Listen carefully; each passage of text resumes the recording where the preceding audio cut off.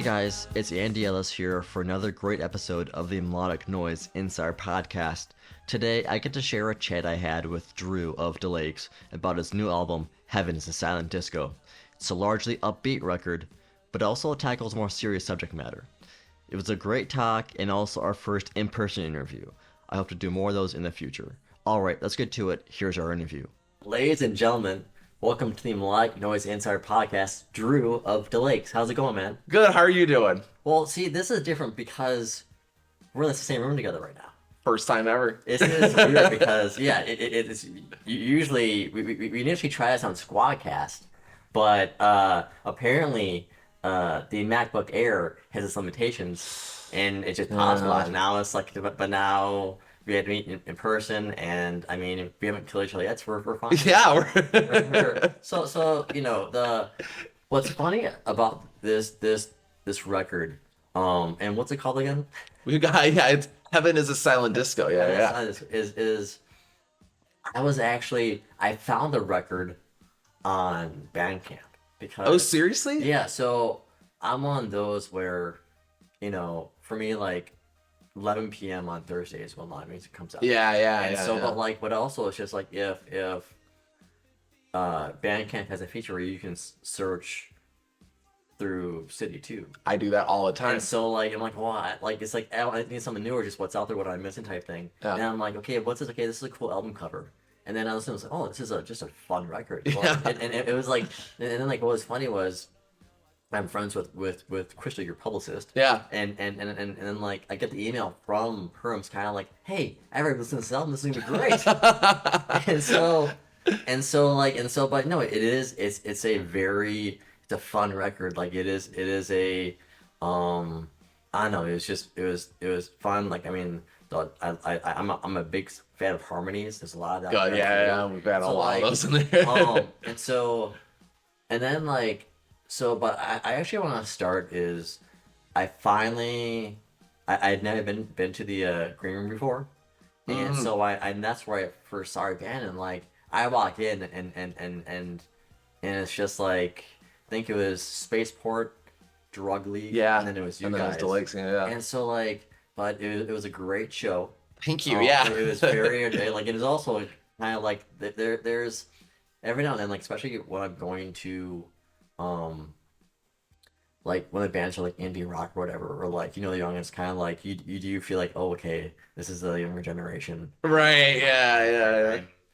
It's but the pants are too baggy. it is, but like and it is weird because like I do notice like change in styles too. Like I wear slim jeans or whatever, but then it's kind of like, oh, we're all wearing sweaters right now, or just yeah. And it's like okay. You're bringing the 80s back, okay? I get that. Just wait a little longer. The fashion will come back around, right? Yeah. Well, hopefully not a whole bit. Well, yeah. So when you were, looking at putting together this release show, what was like your goal? What you wanted to do? We hadn't done a release show officially. We released our first album, Unforgettable Cheer, in June of 2021, and so it was like just after people are getting vaccinated, people are starting to feel comfortable doing more outdoor performances. We have a few people in the band that like had some health concerns and didn't want to be in a venue necessarily, and so we just had like a pretty simple celebration in my backyard where I was living at the time.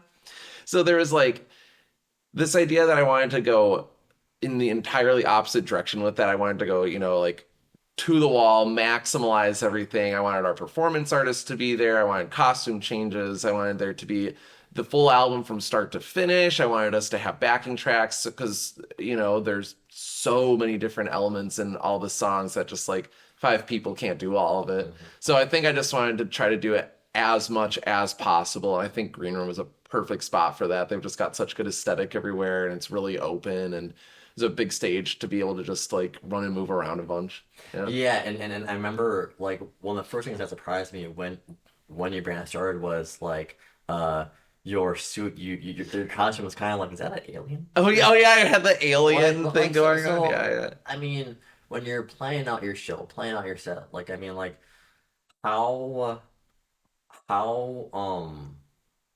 I mean, planned out? Is it like is something Yeah. that's just spontaneous, or are you like is each thing planned out pretty carefully? It's pretty spontaneous in terms of anything that's visual. Like we'll make sure that we're like moving and having some fun like choreography. Like occasionally in rehearsals might be like, oh, it'd be really fun to like both jump at like this point or like do like this type of hand motion or so that's kind of fun. But when it comes to like costumes, a lot of that I decide the day of, like what am I inspired by. We have like two bins full of costumes and props and I let the performance artists just kind of dig through. I'm just like, we've got, this many songs, come out whenever you feel like you got an idea. And the two performance artists are Joni and Kim. And, Kim has their own music project. Joni is like a bard of every art form. But like they know each other so well, they've lived together and so they have really good communication and great improvisational skills. Oh yeah, So well, like yeah. it was one of those where it was like the first show I've been to was just like, oh, like you have so many band members, they can't all be on stage, like they're running on, Yeah, yeah. but also like I'm also one of those where like I, especially with my mom in public, I don't really like the attention.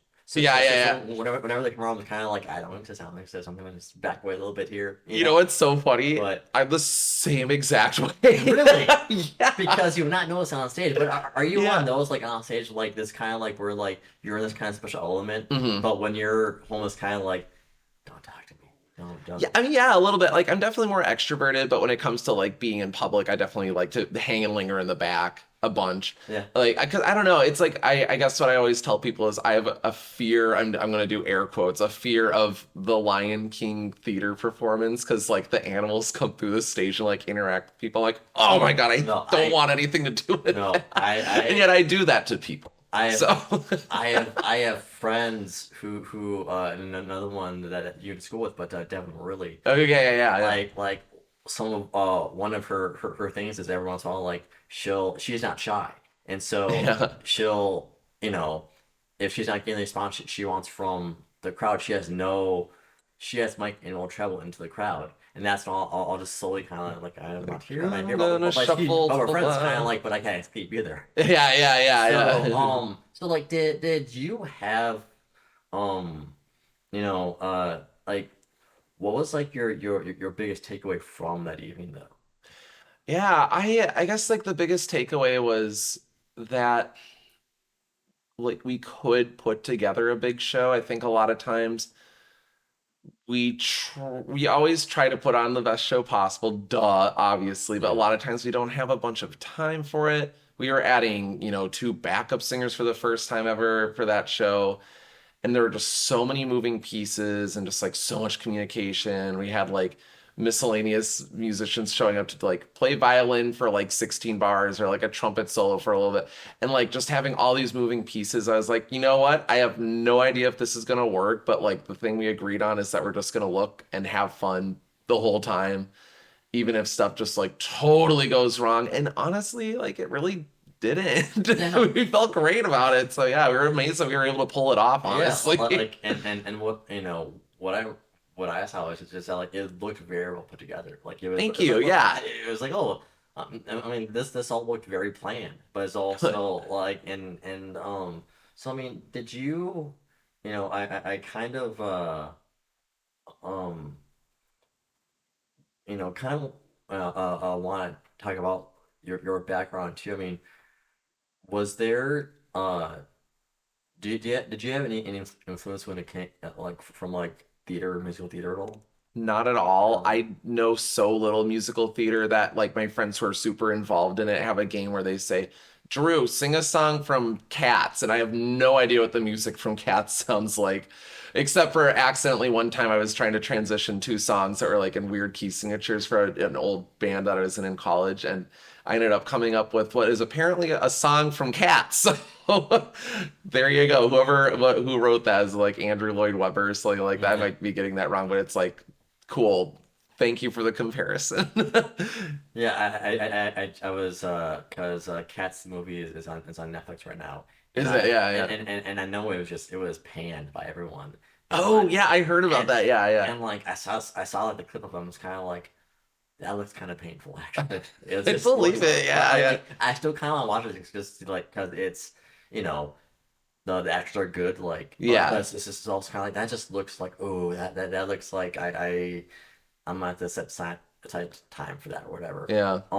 So like, can you talk about your influences musically and like kind of, like, when did you know that, hey, this is like gonna be a very important part of my life? Yeah, my mom taught me guitar. She was a musician. She was playing in a lot of bands in the 80s and she taught me guitar once I sort of started realizing that I liked music. I like played violin for a little bit and then in middle school switched over to cello and as I was kind of learning that, my mom was like, "Oh, you should try guitar." And she taught me just some basic chords and I became obsessed with the Gorillaz during middle school. So I started trying to learn like every Gorillaz song on guitar, which is like kind of ridiculous because it's so programmed and like synthesized and stuff. But yeah, so I kind of started with that and I guess that's when I knew I wanted to do more music and I started hanging out with musicians more and then started being in bands. We were kind of talking about this earlier of just like the history of being in bands forever, but just like, yeah, like the drummer in DLakes, Ben, and I were in our very first band together and like have always been playing music together. So I guess it's just always been cemented as part of my life. I don't know. Yeah. So then were you when you started hanging out with musicians and being in your own bands? I mean, was that, I mean, was that you know in the Twin Cities, or was that like, I mean, do you remember your first gig you ever played? Yeah, absolutely. Yeah, we played in Ben's mom's backyard. That was my first gig, and it was for our band Fourth and Back, and it was so fun because we had to like be our own sound technicians. We had to like make sure all of our stuff was memorized. We had to like yeah, I don't know. It was really crazy. We had to do like just so much work to put that together and at the same time we had no clue what we were doing but it was like that like gave us the like just like that small taste of what it's like to be in like a band and so yeah from there you just like keep wanting more and more and I don't know. Um, how did DLakes come about? Well, the name is a like a secret acronym for something that my college friend group came up, but I had just come back from a trip abroad and was like feeling super in love and all of these like strong emotions and I hadn't written pop music for a really long time. I was doing a lot more like experimental stuff and doing like performance art pieces and things like that. And I was just feeling so overwhelmed with just like being in love that I was like, the only way I know how to do this is just through like good old classic, like 60s, 70s inspired pop tunes. And so I like wrote, I think I wrote like a majority of our first album in like a month or two, but then, took a little, like another month or two to like get all the parts together. And from there, I was like, I just really want to perform. Like, I think these songs are fun. They're like, they try to be catchy at least. And so, a few friends had moved back from college. They're living in the Twin Cities. I got introduced to a lot of other people. Um, and I was like, yeah, this is just a good opportunity for us to start a band. Let's start a band. And so we played our first show in May of 2019, I think, and then just like kept going from there. Yeah.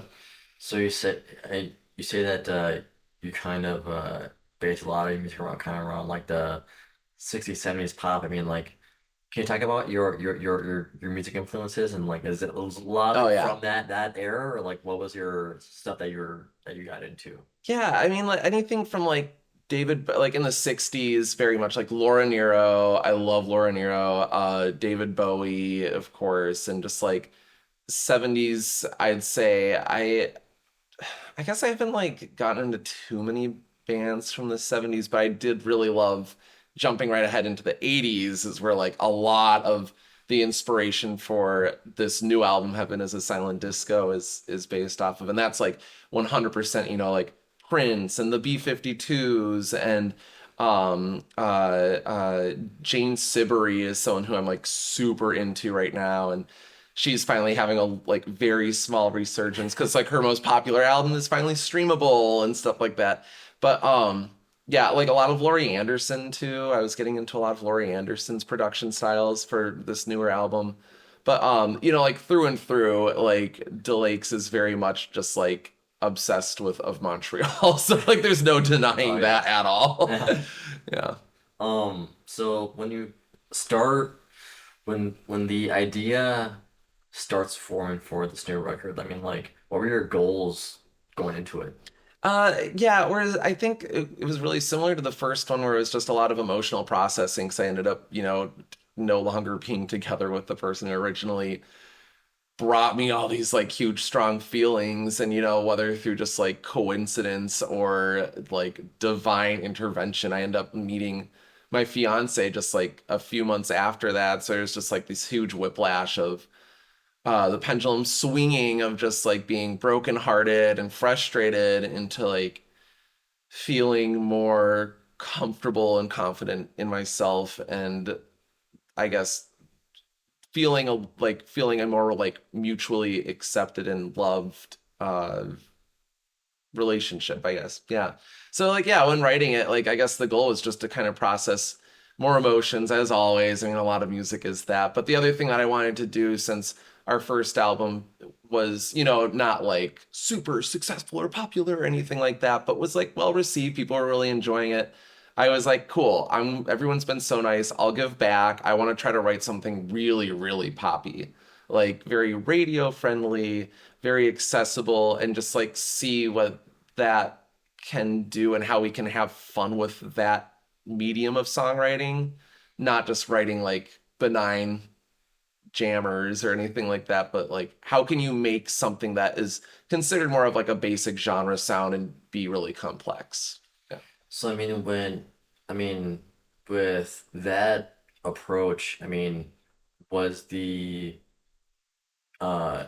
collaboration between you and your band, was it any different from the first record than this one, or? Yeah, definitely. The first album I wrote and recorded almost entirely on my own. Our synth player Patrick recorded half of the synths. Our drummer Ben recorded all the drums and stuff, other than like I did like programming for it. But with this album, I kind of had a few ideas for production. I was kind of aware of what I wanted to do with the sound and definitely added a bunch of stuff on top of what the band came up with. But I kind of just gave them lead sheets that were just like, hey, here's what I'm singing, here are the chords, and like any weird time issues and things. Let's just try to play through the form and see what happens. Because all those people are like, they're all jazz musicians and have like a background. Like Alma and Patrick are in a group together. Alma's the guitarist, Patrick's the synth player, and Ben and Graydon are just like constantly performing in different groups and are like super well sought after in the jazz community here. And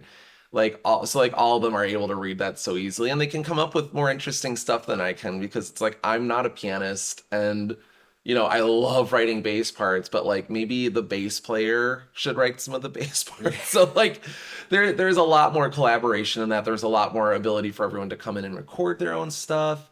That being said, half the album I still did like nearly everything for all the songs, but yeah. So did you work with a producer on this, or was it all you guys? It was just us. Yeah, yeah.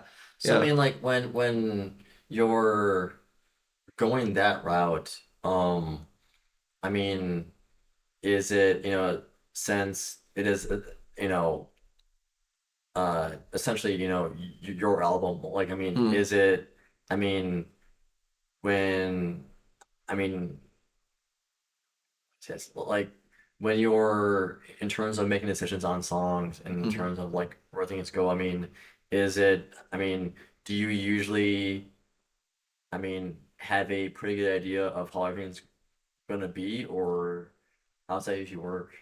For the most part, we know what it's going to be like when we're coming up with parts. We understand like the general DLakes ethos of like what a song probably sounds like, and it's like where's the fun shimmery stuff? Where's the like really melodic dancey bass line, and like how can the drums bring more energy? How can the guitar parts be like nice and jangly and move around and like kind of fill in all the gaps of everything? And um we kind of like know what to do with all of that, but I think we'd come up with something and we'd be like, cool, that's absolutely the vibe of what we want to do. Let me like sit with this and just make sure that we don't have any parts where like we're doing something like super active and maybe there's like a note in the synth part that like interferes with the vocals or something. Like how can we just like switch that one thing just to make sure everything blends and harmonizes better? I mean, I mean, was it ever hard for you to be like, okay, this one's done, or like you need to move on? Like, I mean, is that hard for you at all, or you? It is, yeah. Because like every song that we have recorded, it's like since we're recording it ourselves, we have unlimited time, and it's not, that part is not costing us any money.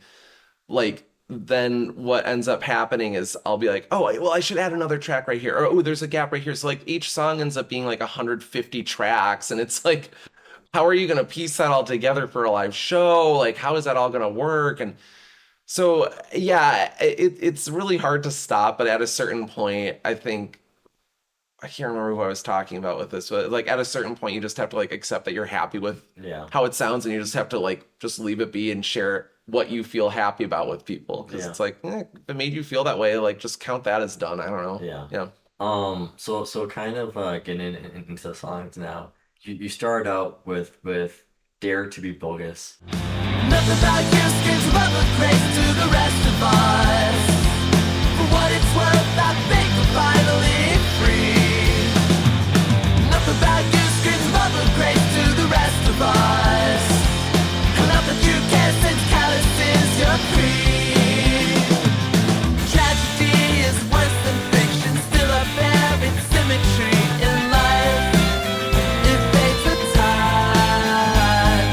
You're not my friend, you never were, 'cause friendship needs a bullet, not a beat. And in my mind, it's like the title definitely implies like a sense of like spontaneity, goofiness, even. Yeah. It's kind of like letting loose. I mean, can you talk about this song and opening the record with it? Yeah. I mean, it's definitely like the most aggro song that I think we have in our collection. But it was definitely kind of supposed to be like loosely creating a chronological story in the plot of the album. Just like, here's the aftermath of, a failed relationship and the feelings surrounding that and the, allegory within it. But I also wanted to start something that was like pretty in your face because I think that can grab people's attention. There's a lot of like textures in that song, so that's like a fun thing to kind of introduce the listener sort of to what they're going to expect, even though the vibe of the album entirely changes on itself by the end of it. So like I mean, and I mean that one definitely has a lot of sounds all together, and that can go very wrong. Oh yeah. So I mean, like what?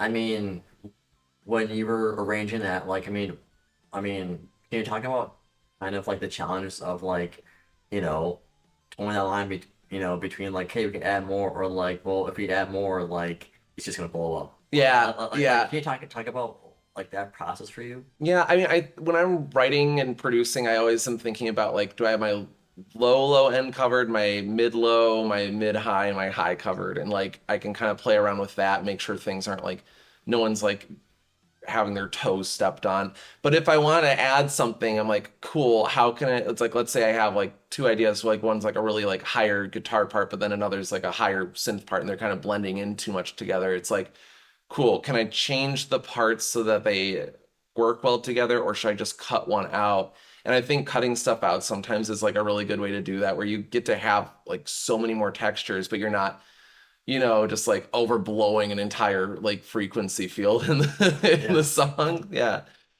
So I mean, like when you have to make that decision to cut a part out, like I mean, are you able to kind of make peace with it pretty easily, or is it kind of like I guess so?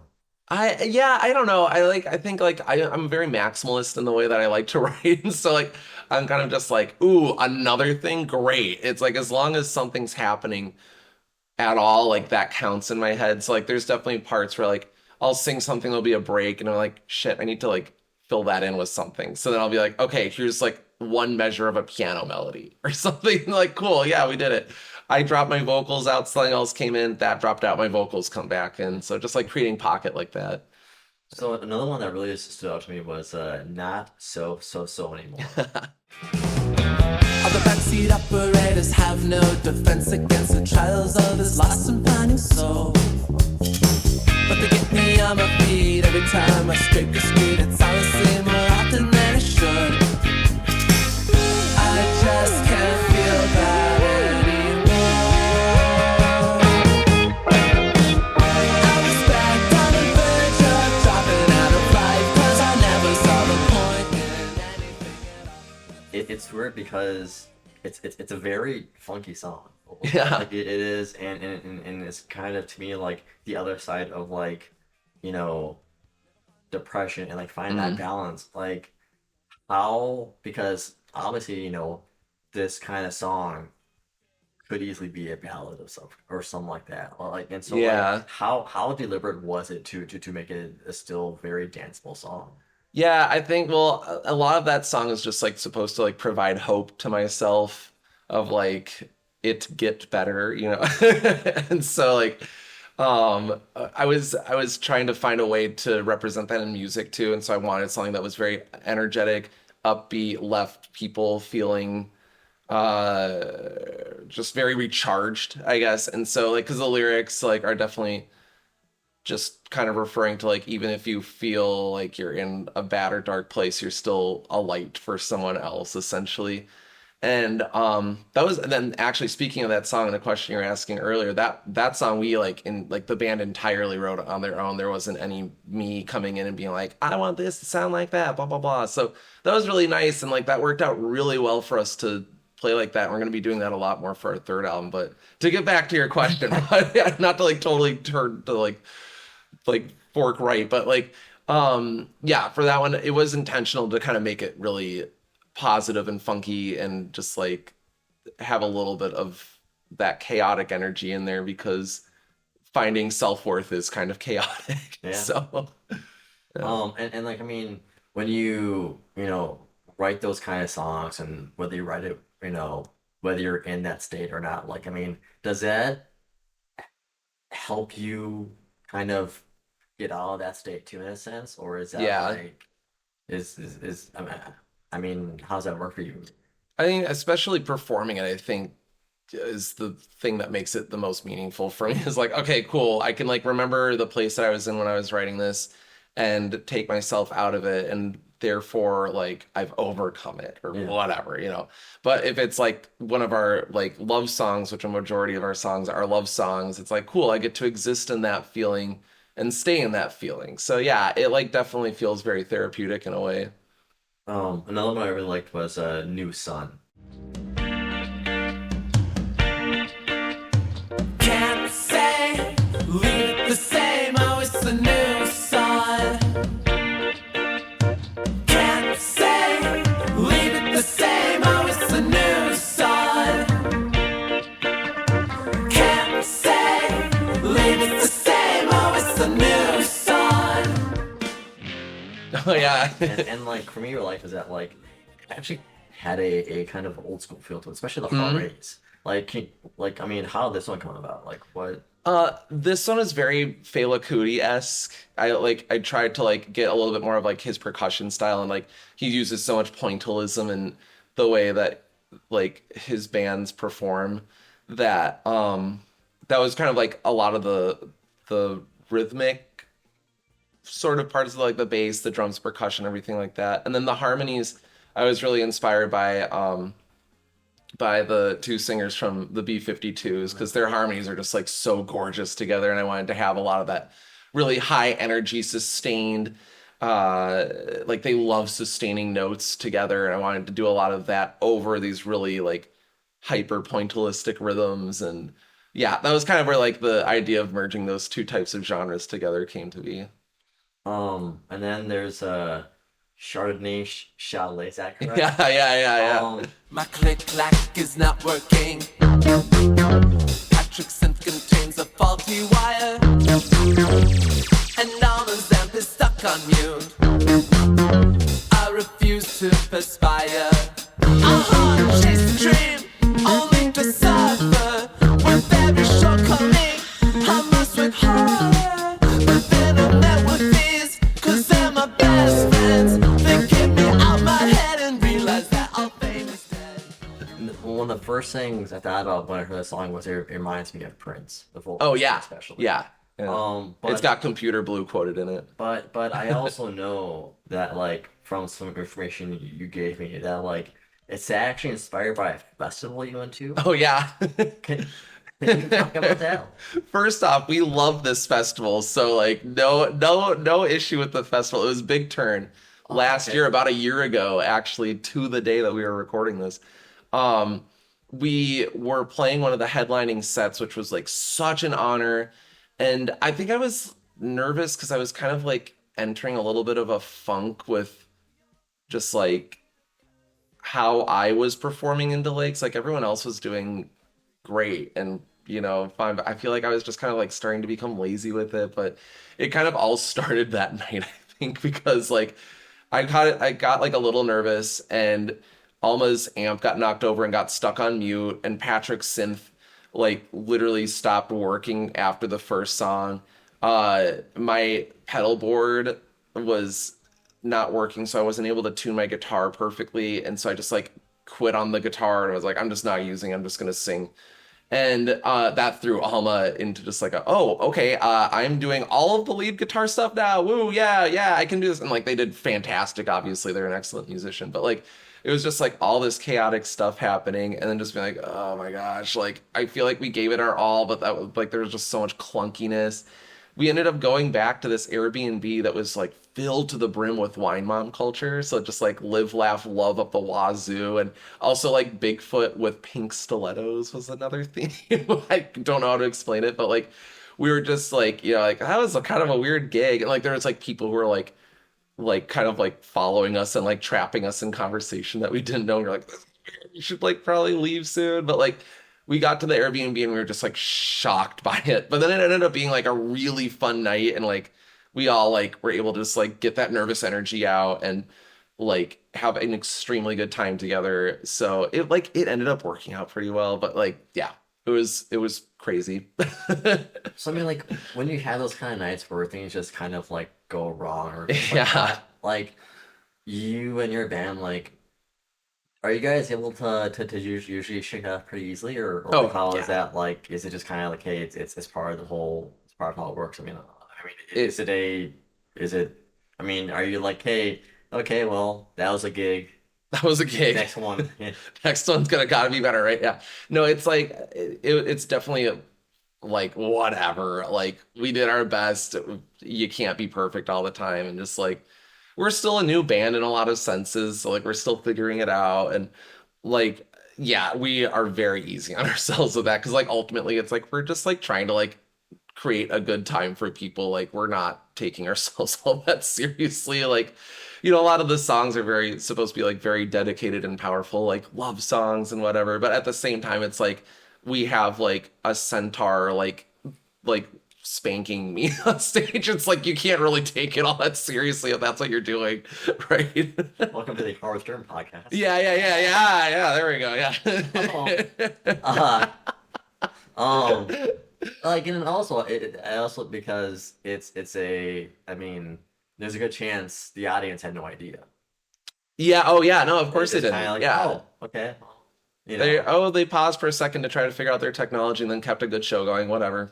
It's also one of just like I found that I like the Minnesota community music scene is relatively forgiving. Oh yeah. Of like, oh, that's okay. Yeah. You tried your best. It's like, thank God. I mean, like, how many times have people had tech problems while they're performing? All the time, right? It's like that always happens. Even for the release show, which you were able to go to. Yeah, we were playing one of the last songs, and I was supposed to do like a guitar melody solo thing, and it wasn't getting any sound. I was like, I'll just keep playing anyway. But like, it wasn't getting any sound because my pedals got unplugged. So it was like, whatever. Like, oh God, the one guitar part didn't get to be heard by people one time. Whatever. There goes your big moment. Yeah. Hey, you know what? Now they'll never know I'm a guitarist. And then like there's 4 steps.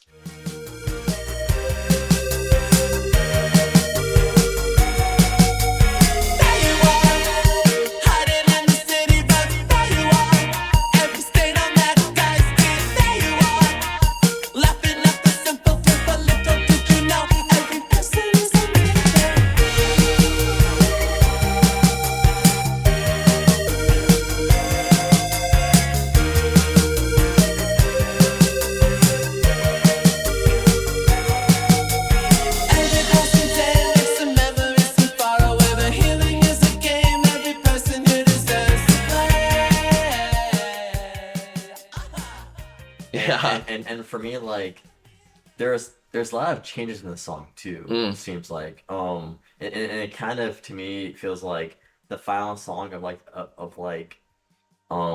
a big dance party in a sense. Oh, cool. Yeah, yeah, And yeah. so like, what is it like, writing the song and putting it together?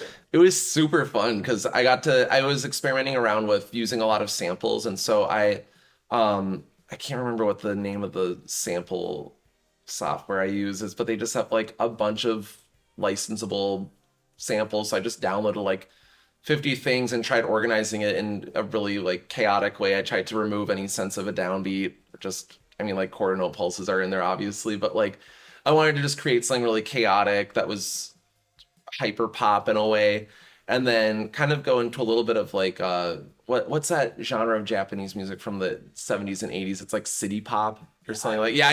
That's like I wanted to kind of create like a city pop vibe, really fun sounds, heavy synths, all like sorts of like scattered rhythms and stuff like that. But then it like totally shifts into a different song. It's like very B-52 sounding and stuff, but with a really weird form. I wanted to kind of almost do like a rondo form, just like here's the main thing, here's something different. Here's the main thing, here's something else that's different. Just keep doing that. And just like really try to get like an 80s pop AM music feel for that. That was kind of what the middle section of Four Steps is, and then it kind of loops back to the original section afterwards. Yeah. I mean, what was like putting it together? Because I mean, to me that sounds challenging to me It because there's is. so many different elements that could just be like that, that maybe necessarily aren't supposed to be together in the first place. Yeah. It's just like, I mean, is it your year? I mean, do you have someone in the band who like, who was kind of like your second year of like, okay, like this sounds like this, like that. I mean, was it challenging to put together, or was it like? Yeah, I mean, it was. I think it's like it was the most challenging part is remembering the order of everything. Because like if you boil it down, like a lot of it is just like pretty simple melodies and stuff. It's just when do they happen? Obviously, the very intro first 30 seconds of that song is like chaotic. We didn't perform that. We had like a backing track that our drummer played along to, which is like insane. Like Ben is like learned the drum part for it that I programmed, and it's like, oh my God, you took like 50 drum parts and like put it into one kit. How did you do that? But like after that, it's like kind of a labyrinthian chord progression. There's like a lot of weird things like that, but it does like have a little bit of a pattern. So like yeah, it's a really hard one to perform, and we haven't done it since.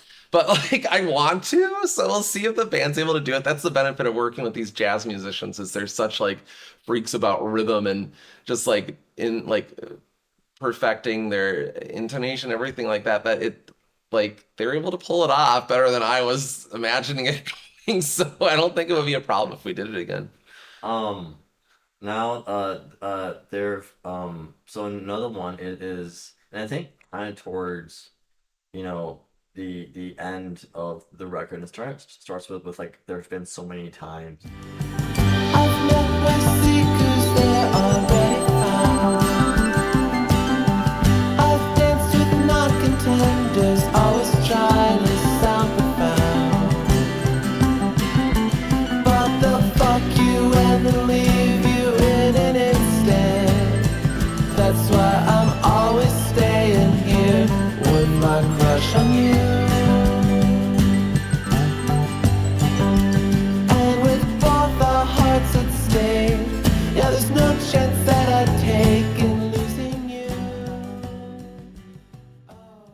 Now that song alone like has like this kind of timeless feel to it. It kind of reminds me a little bit of like the Beach Boys, the Beatles. Definitely, yeah. Actually almost kind of like a across the universe feel in a sense. Oh sure, yeah. Like, what was like your inspiration behind the feel of the song you were trying to get? Yeah, I wanted something to be very tender. That one is, I mean, like, all the positive things in this album are like for my fiance, but like that one is especially dedicated to him. So like I wanted to create something that's like kind of more tender. He got to actually play on that song. He plays viola, and so nice. he was able to do that, which is like really cool. But he didn't want to play live, so it's like don't worry about it. But yeah, so that one I wanted to just kind of create something that had a lot of really nice textures to it, was a little bit slower, was in a good range for me, so that I didn't have any like cringy high notes that I can't always hit in a live setting. And then just like it was really nice writing a string quartet section for I guess you could call it like the bridge, the instrumental part of that song.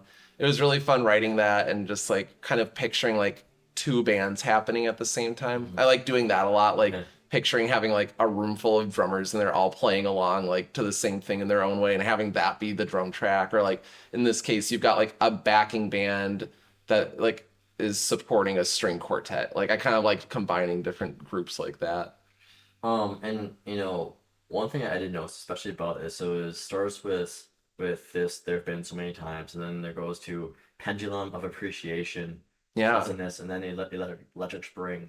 To me, it feels like there's kind of like a small kind of continuous story there, Mm-hmm. like of kind of like, I mean, you're engaged. It's kind of like almost like you're entering into like this new happier part of your life, and Yeah. it's this kind of like next chapter for you. Like, was that were those songs written with that in mind, or like how did that work? Oh yeah. Definitely. And like as always, like I think that there is a huge need for music to be written that is expressing any sort of situation that people might be going through, because most people are using music in a way to like relate to themselves or their situation at hand. And I just had noticed that like in all media there's a lot of heavy dark stuff, which is fair because that's what's surrounding us a Yeah, lot of the absolutely, time. yeah. But there wasn't really anything that gave me too much hope, and maybe I just needed to look harder. But I definitely wanted to provide that, and especially for just like queer music. I think queer media does a good job of demonstrating tragedy, and I wanted to, and, not there's obviously plenty of examples that would disagree with me on that, but I wanted to definitely just add more positivity and uplifting messages in music as a medium for just like all people listening, but also just like queer people, because there isn't really a lot of room for that. Yeah, so no, absolutely. so yeah, but those four songs ending the album definitely are supposed to just really bring the listener out from like the opening track of like Dare to Be Bogus, which is like very heavy, but like bring it to this like elated state. I mean, Electric Spring is like the thing that I use to describe the first warm day in like March or April, where everyone's going out to the patios and have your tacos and margaritas or whatever, but everyone's just like so nice to each other, and like Yeah. I wanted to kind of encapsulate that into a song, but like Electric Spring also being like the spring of a new point in my life with being engaged and being with a new person then. Yeah. So I mean, like, and I mean, those four songs, I mean, were they written relatively close to each other? I mean, or was it you wrote them separately, but then you put them together and they actually do. It was a kind of like unexpected story you kind of wrote in a sense. Yeah, I think it was an unexpected story, honestly, because Pleasantness was the first song we wrote for the album because we were asked to do a recording session for our friend Matt Holmes, and like he's so fantastic. He's like doing recording stuff over at Hennepin Tech, and each year he has us come over and just like do a song, and then like the students he's teaching get to like mix it all together, blah blah blah, stuff like that. So that was the first one we wrote for it, and then Pendulum was written probably about a year later. Electric Spring was probably a couple months after that, and there have been so many times. Was actually a fun experiment because I have a Patreon page, and it was like, okay, for this week's video, I'm literally just gonna like press start and try to write a song on the spot. And I ended up coming up with a lot of things that would then be used for There Have Been So Many Times, and so I guess I caught myself in a good place for that day. Yeah, exactly. Yeah. Hey. And so I mean, how? Because obviously this album does have a story arc. I mean, like for you, how important is sequencing to you? But or maybe the question is like, can you explain your process of sequencing when it comes to the record itself? A lot of times, like with the first album, we transitioned nearly the entire thing. It just like doesn't stop. It's just an hour of straight music, and I love songs that do that. Like my favorite albums do that. The ones that I like grew up listening to, which are like, like Hissing Fawn Are You the Destroyer, or Hazards of Love, like that type of stuff. I love songs that transition. So there's quite a bit of that on this newer album too as well, but not as much. So a lot of things that I'll consider when I'm sequencing is like, how can I connect key signatures? How can I kind of keep the vibe going? I think it's like, honestly, the albums are kind of more like a DJ set rather than any sort of like lyrical message. I definitely wanted to make sure it wasn't, there wasn't too much whiplash with the like lyrics that I was singing. Like, I don't want to be like, I'm so angry, I love you, I hate it, because it might like make people think that I'm in like a toxic relationship or something. Like, is this the same person? So I definitely wanted to have like a little bit of some chronological stuff happen, but really there's only kind of like 2 or 3 things I'm writing about with the whole album. It's like, on the one hand, I'm writing about like a breakup. On the other hand, I'm writing about finding like true love and stuff like that. And so yeah, however you mix those 6 songs on both sides together is kind of just up to the energy that each song starts and ends with. How can you kind of flush it out that way? So that's kind of what I was thinking of. Um, when you look back at the album, are there any songs you're particularly proud of how they came out?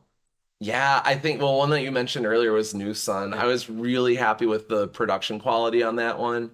That was one of the last ones I was recording vocals for. And so I had like kind of figured out better recording techniques by then. Our drummer, who also did a lot of the mixing, like I did all the mixing, Ben did all the drum mixing and helped with a lot of like percussion, leveling things, finding really cool plugins that we'd like share and stuff like that. But New Sun was definitely one of the last ones we worked on, so I think we were able to put our best foot forward with it. And there's just like a lot of fun stuff. Like I get to be a little bit sassier on that one. And, like it's like a made up situation, but it's like a fun one to mess around with.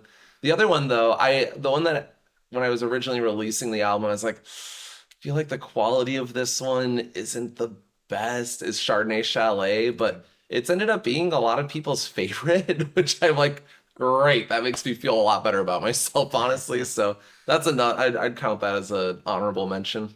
Yeah, absolutely. So I mean, when you know, talking about the recording process a little bit more, were there any particularly like, I mean, things that stood out to you, whether it's one thing, something about the process you particularly enjoyed, or something that you found challenging at all? Oh yeah, definitely. Because like with the first album, I recorded all of it on our own, but I had my friend Leslie Braden, who lives out in Tacoma in Washington, do all the mixing and mastering for it. So she worked on all of that. But the recording quality, I was just plugging right into a mixer or like right into an interface that wasn't all that great, and I didn't really know how to adjust tone all that well. But then with this one, I got a lot more hardware, like a lot more like physical boxes of things like compressors and equalizers and mic preamps and fun things like that. And so just like getting to figure out how all of those different tools relate to each other as they're going through, the chain, the signal chain, stuff like that. That was like really fun to mess around with and figure out how to like actually do live compression and like how to make sure the thing that you're recording and capturing sounds the best it possibly can as you're recording it, rather than be like, well, I'll just doctor it up in Logic Pro, Yeah. So like the thing that I kind of ran into the biggest problem with though was just like, was honestly, yeah, probably like figuring out EQ, because I have like a God, what's it called? It's the Warm Audio like WAEQ. It's like some parametric EQ thing, and I was like, oh, you twist the knobs, it sounds bassier in the headphones. Ooh, yeah, this is great. And then like I'd listen back to it and be like, I'm like, oh, whoa, okay. So it was a lot of just like a lot of redoing parts after I thought I found a sound that I liked, and then taking infinite photos on my phone of just like, okay, this is the setting for bass, this is the setting for vocals, this is for etc. So Yeah. No, I remember when I was at IPR, we had to take a class on post production for Oh, videos yeah. and everything, and I was mixing through like, I think like some earphones or Yeah, whatever. yeah, yeah. And so when they played it on, and so I'm doing this all through my computer. And so when they play it on the big thing, it just blasts. Kind of like, oh, sorry. Yeah. You're like, oh my God, I added a limiter on there and I like forgot to Well, like adjust no, it. because like my ears sound fine, but it's kind of like then like figures it's just Oh, sure. Yeah, yeah, and I'm yeah, like, yeah, that was me. I'm sorry. yeah. So like, I mean, so was this recorded in mostly home studios, or did you have, I mean, was any of it, recorded live as a band, or how did that work for you guys? A couple of them we had Laughing as a Symbol, Pleasantness, and uh, Let's Become Wicked. We all recorded with Matt over at Hennepin Tech. So we got to do that in an actual studio and have like, proper miking and all that type of really fun stuff. And like it was cool because like the students got to set it up, but Matt was like supervising all of it to make sure it's like, they're not like putting a mic like right, or I don't know. I shouldn't even try to say because I don't know enough about like proper miking techniques to even make a joke about it. But like those three were recorded in a studio, but then I got the stems from it, and then I was able to mix all of it together. And or like maybe I'd be like, oh, I really didn't play that guitar part well because I was only in there for like a little bit of time, so I need to just like re-record that. Fine, whatever. But the other 9 songs we just recorded either at one of the schools that Ben and I teach at is Twin Cities Music School. Shout out to them. But like we record like some like I do all the electric guitar stuff over there on a weekend when no one's like having lessons and just be able to like crank it up a bunch. But otherwise everything else that wasn't too like sound intensive is at my own like office/studio that I share with my fiance, and he's like letting me use his like nicer computer from work and stuff. So it's like, word contraband, whatever. But yeah, so like I built a lot of like sound panels to isolate the sound a lot better and be able to have more control over that. So, So did you ever have any issues in terms of like, you're taking, when you're trying to put these songs together, you're, probably taking some of these from different sources too. Like, did you ever have any issues with like matching up song quality at all because you're taking different sources? a little bit, yeah. I'm trying to think of. So funny enough, the song that the Current's been playing a lot is Pendulum of Appreciation. And it was one of the earlier ones that I recorded vocals for, and I recorded them like so poorly, so I had to redo it. And I was facing an issue where they were just like really thin in the original recording. So when I re-recorded them, I kind of boosted a little bit too much in the wrong frequency range. So like they kind of are a little harsh in my opinion sounding, but like whatever, it still works. But like that's one of those songs where it comes from, there have been so many times which has like a much smoother, softer sound quality to it. It goes to like a much harder sound with Pendulum of Appreciation, and then it goes even brighter with Pleasantness. So I think like those three, like although I think that actually worked to our advantage, they're definitely three very different sonic palettes. Like it does get brighter and brighter and brighter towards the end of the album, which was very coincidental, but I think is like a very powerful effect. Yeah. Yeah. What are your favorites to play live so far? Not so anymore is just like so fun because it's like so fast and short and quick, and just like people know the lyrics to that one pretty well at this point, so they're able to like sing along with it, which is so fun. And that one, otherwise, Pleasantness always goes really well when we play that one. We've had that one down for so long that it doesn't even feel like a new song. um I'll tell you which one doesn't go well for me. How about that? No, Electric Spring, because I wrote it in a bad key for my voice. Yeah. It's just like either a little too low or a little too high, so it's kind of a hard one. I'm not able to really perform all that much. But I love the song. I think it's a really fun one. It has some cool ideas, but like, And then so when, what has the now that the album has had a little time to breathe, what are your biggest takeaways from it, and like what's been the response from the fans? I am really excited with what we were able to accomplish with it. Just like setting out to make a very fun poppy record and try to still have like a very unique sound. I think we did that pretty well. Like we have room to grow, and that is the exciting part. And like, um, I guess, that's the thing that I'm looking forward to with it, is like by realizing that we were able to do something like that, I want to push the limits a little bit more, and we want to create a very danceable record Very B-52s inspired since I've been just like obsessed with them for so long. But I want to kind of write all the music together with everyone. Okay. And so just getting together, and we already know what a DLakes song should sound like. So if we have the chords and I have a melody, then it's like let's just like see what happens and get like kind of fun and weird and like still catchy. So yeah. So I mean, is there any desire with like maybe the next record to like see how much you guys can actually like record live together in the studio? Ooh, possibly. I do so much multi-track recording that like that would be a really big challenge for me because I'm like the king of doing 500 takes until it's perfect. And it's always annoying when people are like, I don't even know what I'm doing. I'm not the best musician. Like, yeah, whatever. You're performing, you're doing fine. But like I definitely, like need to do many takes before I get something perfect. So live recording would be really, I would like that. It would be a fun challenge. And also, I'm sure the having doing so many takes is maybe probably the reason why you're your own producer too. Oh yeah, 100%. Because it's like you either go broke because you're like, oh, I want one more, and they're like, it's fine. I'm like, no, it really isn't. I'm gonna hear the difference. Like whatever. I'm walking away now. Yeah. It's like, oh my god, like the poor people who would have to mix us if that was the case. Well, really not the band. They're always able to do it in like 1 or 2 takes. They're fine with that. But like, yeah, for me, yeah.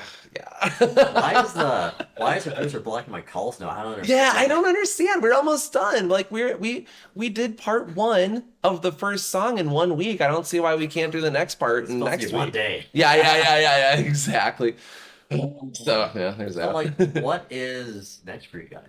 Yeah, we have a couple festivals. We have some stuff coming up this summer. We are gonna be playing in a festival, punk rock sock hop. That's gonna be really fun in Milwaukee. Okay. So that will be with a band that we did a show with back in September called Pescatarian at Best. They're from Milwaukee. They're super cool people. And then the people who set it up was Breakup Tour, and like they're all like they're like a Milwaukee super group essentially. And so we have that coming up. We are going to be recording another Halloween EP. We love like doing our weird Halloween sets where we change all the music except the vocal melody and like reharmonize everything. We've got a 7th Street show coming up at the end of February. We have a 331 show coming up at the end of February. Yeah, just a lot of shows. And then like we'll be recording the second song off the 3rd album in March and April. So yeah. And where can everyone find you on socials? Drew DLakes. Instagram, Twitter. And also you also have a Patreon too, right? Yeah, come to the Patreon. I do walkthroughs of all of our songs since like I've got all the files for it and stuff. So it's like a production lesson, really, is what it is. Yeah. All right. Well, thank you for doing this. Thank you. Yeah, thanks for the first in-person interview. We're still live. I probably wasn't gonna say. But the new record, name of the new record is Heaven is a Silent Disco. It's out everywhere now. Drew, thank you for doing this. This is awesome. Thank you so much, Andy.